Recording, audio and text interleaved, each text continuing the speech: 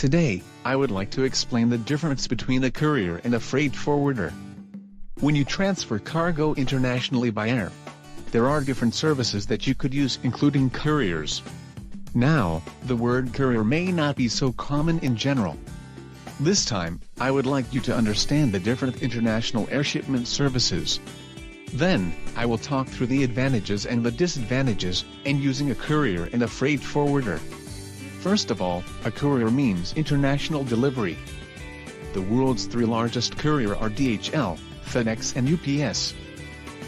These companies own their aircraft, allowing them to transport, clear customs and deliver goods to the final destination. These courier companies operate freight forwarding operations, so to differentiate the service, we will use a phrase courier for international delivery service. Let me explain about EMS, which is similar services to couriers. EMS is also an international delivery service, and they are processed as postal goods. Couriers are managed by a private enterprise, but EMS is managed by a company with postal business connections. In terms of their services, they are not much different, as they will deliver goods from a sender to a receiver. However, EMS is operated by companies who are a part of the Universal Postal Union, and each country offers different services. The service provides the cheapest cost. However, if the cargo is lost, it is very difficult to trace the parcel, as each country has different contracted companies. In general, EMS is used for personal cargo and inexpensive postal goods. A freight forwarder means international transportation agent. You may not be familiar with freight forwarding agents, but they are agents who coordinate transportation of cargo internationally, without having their own vessels or aircraft. They can propose different transportation methods for each cargo, which cannot be achieved by using a courier. Now, I will explain the advantage of using a courier. The main advantage of using a courier is the transportation speed. Why can they transport items so fast? Their transportation is very systematic and they focus on speed. Their custom clearance is different from normal custom clearance, which is used by a freight forwarder. It is called simplified custom clearance. If the cargo value is not so high and it's less than $2,000, they are able to get faster approval with simplified custom clearance.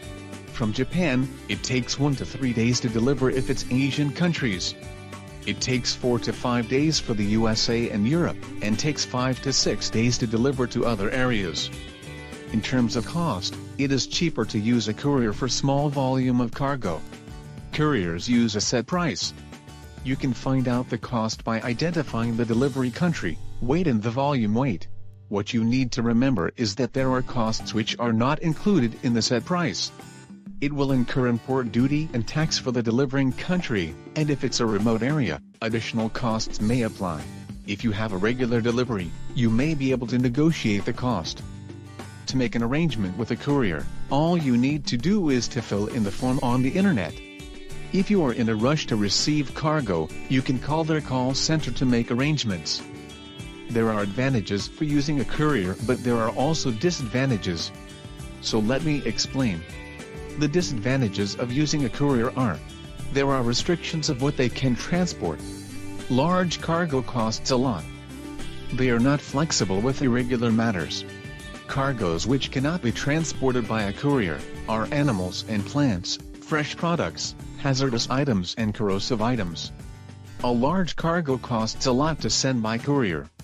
In general, if it's more than 45 kilograms in size and volume, you can obtain a better deal by using a freight forwarder, which I will explain later. Another disadvantage is that they cannot be flexible with arrangements. Cargo packaging, changing delivery location, repayment of tax, and when there is a trouble with customs, it may take time to solve the problem. Their main focus is speed, therefore, they are not very flexible with other services. Now, let me tell you the main advantages of using a freight forwarder. The main advantage of freight forwarder is that they can transport cargo, as requested by each customer. If the customer's main focus is cost, schedule or safety of cargo, and they use a freight forwarder services, they can have additional options of transporting by sea, by air, or courier, and choose the best transporting method. international logistics can cause problems. It may delay the delivery date, divide the delivery location, go through special customs. What couriers are unable to offer, it allows freight forwarders to step in and provide services. With regards to cost, a freight forwarder can offer lower prices with larger volumes. Therefore, if you are transporting large cargo by air shipment, I suggest that you to use a freight forwarder. I hope you were able to understand the service difference between a courier and a freight forwarder. They both deal with international transport. Courier's focus is air speed. If you are shipping weight and volume weight under 45 kilograms, you can take advantage of their reduced cost. On the other hand, a freight forwarder can offer more flexible services and can react promptly in case of an emergency. You can take advantage of reduced cost with larger volume, so it's best to use both a courier and a freight forwarder depending on the situation. In this channel, I explain about the technical term and job description in logistics. If you are interested in logistics work, or if you already work in the logistics industry, I believe that this channel will be a good support for your job. If this time video get the good support for your understanding, please subscribe, press good, or comment anything. Well, see you next time.